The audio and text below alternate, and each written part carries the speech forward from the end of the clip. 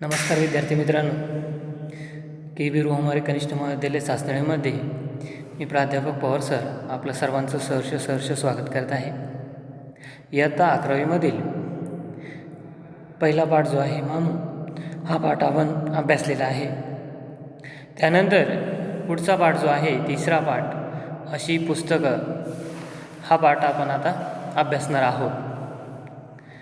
या पाठाचे प्रास्ताविक जे आहे ते आपण आता बघणार आहोत. बघा, डॉक्टर निर्मल कुमार फडकुले यांचा जन्म 1930 साली झाला. मृत्यू जो आहे तो 2006 साली झालेला आहे. संत साहित्याचे अभ्यासक, समीक्षक, प्रसिद्ध वक्ते ते आहेत. त्यांनी लिहिलेली अनेक स्वतंत्र व संपादित पुस्तकं प्रसिद्ध आहेत. कल्लोळ, अमृताचे, चिंतनाच्या वाटा, प्रिय आणि अप्रिय, सुखाचा परिमळ हे त्यांचं साहित्य आहे.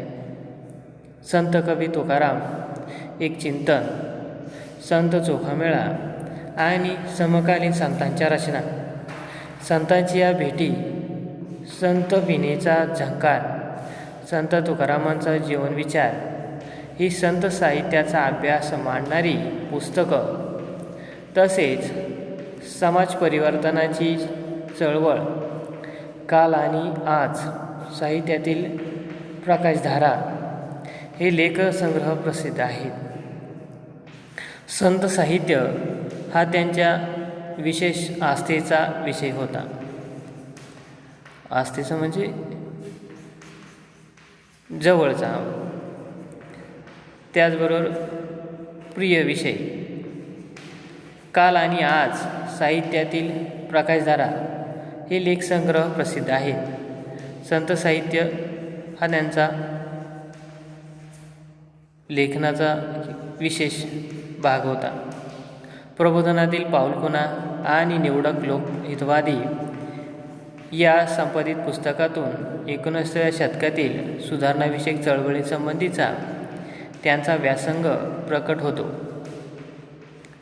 भैरू रतन दमानी साहित्य पुरस्कारानं त्यांना सन्मानित केलेलं आहे. प्रस्तुत पाठातून माणसाच्या जडणघडणीत असलेली पुस्तकांची भूमिका व्यक्त झालेली आहे. माणसाचं जीवन जे आहे, व्यक्तीचं जीवन जे आहे, ते जीवन घडत असताना आपल्या जीवनामध्ये पुस्तकांचं किती महत्त्व आहे, पुस्तकं आपल्याला कसं घडवत जातात, हे महत्त्व जे आहे ते या पाठातून आपल्याला दिसून येत आहे. पुस्तकांचे महत्त्व वर्णन करताना पुस्तक वाचनाचा व्यापक दृष्टिकोन लेखकानं व्यक्त केला आहे. जन्मभर भावनिक सोबत करणारी पुस्तकं ही जगण्याची हिंमत वाढवतात आणि प्रेरणा देतात. पुस्तक ही मानवी जीवन आनंदी व अर्थपूर्ण करतात. हा विचार प्रस्तुत पाठातून व्यक्त करताना लेखकाने जगातील सौंदर्यपूर्ण वस्तू म्हणजे पुस्तक हा व्यापक दृष्टिकोन मांडलेला आहे. चला तर आपण आता पाठ बघूया. काही पुस्तकं आपल्याला झपाटून टाकतात. अंतःकरणात भावनांची प्रचंड खळबळ उडवून देण्याची त्यांच्यात शक्ती असते. अशी पुस्तकं कधी विसरता येत नाहीत. दीर्घकाळ टिकणाऱ्या सुगंधाप्रमाणे ती पुस्तकं मनात दरवळत राहतात. उत्तम साहित्यकृतीचं वाचन करत राहणं यासारखं दुसरं उत्तेजक आणि आनंददायक काही असेल का, असा प्रश्न लेखकानं केलेला आहे. मॅकबेथ आणि किंग लिअर या नाटकातले काही संवाद इतके काव्यात्मक, इतके अर्थगर्भ आणि इतके भावस्पर्शी आहेत की प्रत्येक वाचनाच्या वेळी अधिक उत्कट अनुभूती देत राहतात. अशा वाचनाची नशा ओरसते. सुखाविषयीच्या माझ्या कल्पनेतून पुस्तकं वगळली तर सारं सुखच संपुष्टात आलं असं म्हणावं लागेल. जवळचे मित्र दुरावतात. ज्यांच्यावर प्रेम केलं त्यांनाही त्या प्रेमाची विस्मृती होते आणि वैराचा अग्नी ते पेटवत ठेवतात. हातात आलेला पैसा कसा आणि केव्हा नाहीसा होतो ते कळतही नाही. पण पैसा आणि माणसं यांच्याप्रमाणे पुस्तकं कधीच विश्वासघातकी नसतात. त्यांना स्पर्श करण्याचा अवकाश भावनांनी आणि विचारांनी ओसरणारं आपलं अंतःकरण ते उघडं करतात. माझ्या अंतरंगात त्या थोर लेखकानं साठवलेलं हे भांडार तुझंच आहे. जे आवडेल ते खुशाल घेऊन जा, असंच जणू पुस्तक आपल्याला सांगत असतं. पुस्तकावर अत्यंतिक प्रेम करणारी माणसं मी पाहिली आहे. आपल्या कपाटात जीवापाड जपून ठेवलेलं पुस्तक दुसऱ्याला देताना ती अगदी व्याकुळ झालेली असतात. इथपर्यंतचा जो पॅरेग्राफ आहे त्याचा अर्थ आपण समजून घेणार आहोत. तर बघा, लेखक म्हणतात काही पुस्तकं आपल्याला झपाटून टाकतात. म्हणजे ती पुस्तकं मनापासून आपल्याला आवडतात. म्हणजे जणू काही ते पुस्तकं आपल्या मनामध्ये त्या पुस्तकांचा सातत्याने विचार येत असतो. सातत्यानं एकाच गोष्टीचा विचार करणं म्हणजे झपाटून टाकणं. मग पुस्तकं जे आहे त्यांचा विचार आपल्या मनामध्ये येत असतो, कारण ते आपल्या अंतःकरणावरती मनावरती ठसत असतात. ते आपल्या मनाला काहीतरी वेगळी शिकवण देत असतात. मग त्यामध्ये अशी काही थोडी पुस्तकं असतात ती आपल्याला काय करत असतात, झपाटून टाकत असतात. त्या पुस्तकांचं आपल्याला वेळ लागत असतं. मग अंतःकरणात भावनांची प्रचंड खळबळ उडवून देण्याची त्यांच्यात शक्ती असते. आपल्या मनातल्या अंतःकरणामध्ये खोलवर एक खळबळ, गोंधळ, त्याचबरोबर मनामध्ये एक वेगळी जाणीव निर्माण करण्याची शक्ती त्या पुस्तकामध्ये असते. म्हणजेच बरीचशी शिकवण आपल्याला ती पुस्तकं देत असतात. आपल्याला बरीचशी माहिती पुस्तकं देत असतात. म्हणून एक वेगळी शक्ती त्यांच्यामध्ये असलेली दिसून येते. मग अशी पुस्तकं कधी विसरता येत नाही. अशी पुस्तकं जी आहे ती कधी विसरता येत नाही असे लेखक म्हणतात. दीर्घकाळ टिकणाऱ्या सुगंधाप्रमाणे ती पुस्तकं मनात दरवळत राहतात. जणू काही एखादा सुगंध जो आहे तो सुगंध मनाला सातत्यानं दरवळत ठेवतो. तो सुगंध जो आहे तो कायमस्वरूपी टिकून राहत असतो. जसं अत्तराचा सुगंध असेल, त्याचबरोबर चंदनाचा सुगंध असेल, हे जो सुगंध आहे ते सुगंध कायमस्वरूपी टिकून राहत असतात. तसेच जे पुस्तक आहे त्यांच्या वाचनानं मनामध्ये सुद्धा एक चांगल्या प्रकारचा सुगंध निर्माण होत असतो, असं लेखक या ठिकाणी सांगतात. मग उत्तम साहित्यकृतीचं वाचन करत राहणं यासारखं दुसरं उत्तेजक आणि आनंददायकही असेल का, असा प्रश्नही लेखक आपल्याला करतात. तर बघा, पुस्तकं वाचत राहणं, त्याचबरोबर ते पुस्तकं जे आहे त्याच्यामधून एक चांगल्या प्रकारचा आनंद मिळत असतो. आणि मग असं दुसरं कुठलंही गोष्ट नाही जगामध्ये की पुस्तकांसारखं उत्तेजक, सातत्यानं आपल्या मनाला भरारी घ्यायला लावणारं आणि आनंद देणारी दुसरी कुठलीच गोष्ट या जगामध्ये नाही. ही पुस्तकं कितीही वेळेस वाचली तरी आपल्याला त्याच्यामधला रस जो आहे तो कमी झालेला दिसून येत नाही. सातत्यानं अर्थाच्या नवीन छटा आपल्यापुढे उलगडत राहतात.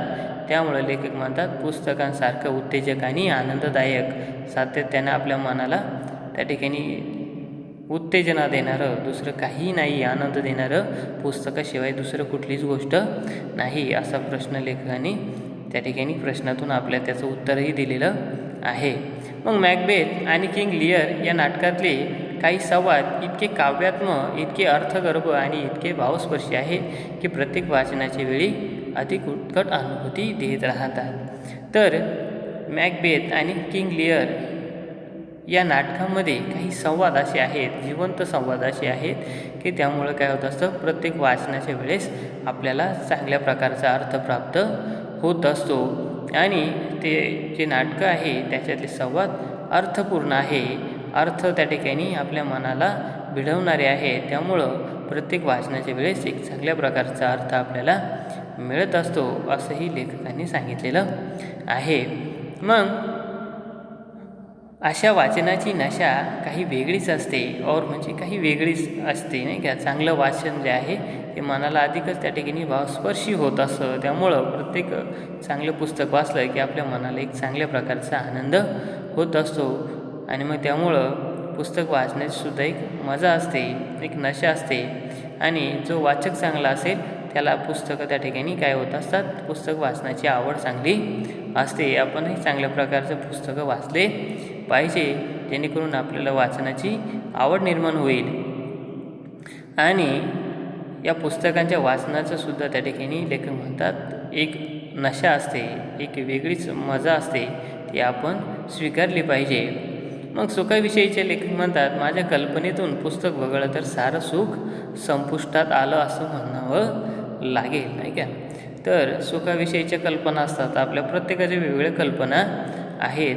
कुणाला फोर व्हीलरचं सुख आवडत असेल, फोर व्हीलरमध्ये फिरणं, एखाद्याला चांगला व्यवस्थित बंगला वगैरे त्याच्यामध्ये राहणं ते सुख त्याला आवडत असेल, किंवा एखाद्याला सुखात निवांत जगणं त्याच्यामध्ये तो सुख मानत असेल, किंवा काहींना भरपूर पैसा पाहिजे असतो त्याच्यामध्ये ते सुख मानतात.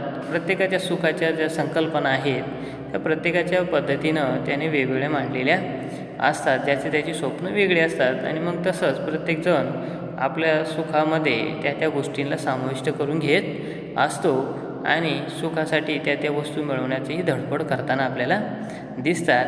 मग लेखकाचं सुख जे आहे, लेखकाचं जो आनंद आहे तो पुस्तकांमध्ये सामावलेला आपल्याला दिसून येतो. त्यामुळे लेखक म्हणतात या ठिकाणी की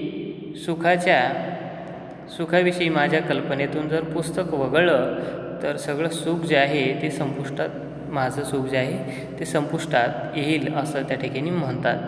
मग जवळचे मित्र कधी दुरावतात, ज्यांच्यावर प्रेम केलं त्यांनाही त्या प्रेमाची विस्मृती होते आणि वैराची अग्नी ते पेटवत ठेवतात. तर बघा, आपले जवळचे मित्र काही गोष्टी कमी पडल्या तर ते आपल्यापासून दुरावतात. काही चांगले लोक जे आहेत तेही आपल्या काही बोलण्यामुळं आपल्यापासून दूर जाऊ शकतात. परंतु पुस्तकं तसं कधीच करत नाही. पुस्तकं जे आहे हे सातत्यानं आपली साथ देत असतात. पुस्तकांना त्या ठिकाणी आपल्याला कधीही विसरता येत नाही, किंवा पुस्तकंसुद्धा आपल्याला कधी विसरत नाही. आपल्या सुखात, दुःखात, आनंदात कधीही आपली पुस्तकं साथ सोडत नाही. त्यामुळं पुस्तकासारखा दुसरा मित्र नाही असंही लेखक आपल्याला सांगतात. मग हातात आलेला पैसा कधी केव्हा कधी नाहीसं होईल सांगता येत नाही, पण पैशाप्रमाणे, माणसाप्रमाणे पुस्तकं कधीच वागत नाही, विश्वासघातकी ठरत नाही असंही लेखकांनी सांगितलेलं आहे. त्यांना स्पर्श करण्याचा अवकाश भावनांनी आणि विचारांनी ओसंडणारं आपलं अंतःकरण ते उघडं करतात. मग या पुस्तकांना त्या ठिकाणी आपल्याला स्पर्श करायचा असेल तर आपल्या भावनांनी आणि विचारांनी ओसंडणारं आपलं अंतःकरण ही पुस्तकं जे आहे ते उघडं करताना आपल्याला दिसतात. लेखक म्हणतात, माझ्या अंतरंगात त्या थोर लेखकानं साठवलेलं ते भांडार तुझंच आहे. जे आवडेल ते खुशाल घेऊन जा असंच जणू काही पुस्तकं सांगत असतात. आणि पुस्तकं जे आहे, भरपूर पुस्तकं आपल्याला ग्रंथालयामध्ये दिसतील.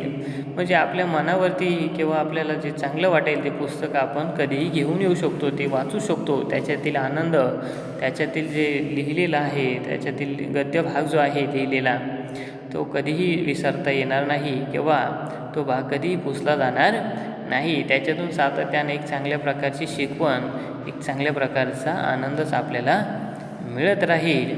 मग पुस्तकं जणू काही आपल्याला सांगतात की बाबा तुला जे वाटेल पुस्तक भांडारातून ते पुस्तक तू घेऊन जा आणि ते व्यवस्थित त्या ठिकाणी वाचून त्याच्यातला भावगर्भ जो अर्थ आहे तो तुझ्या पद्धतीनं तू घे.